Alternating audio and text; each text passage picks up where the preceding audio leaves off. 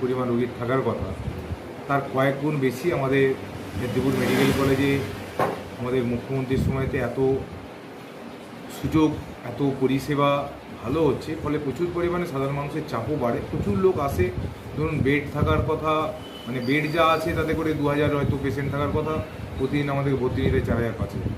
তা সত্ত্বেও এই ধরনের ঘটনা কেন ঘটছে?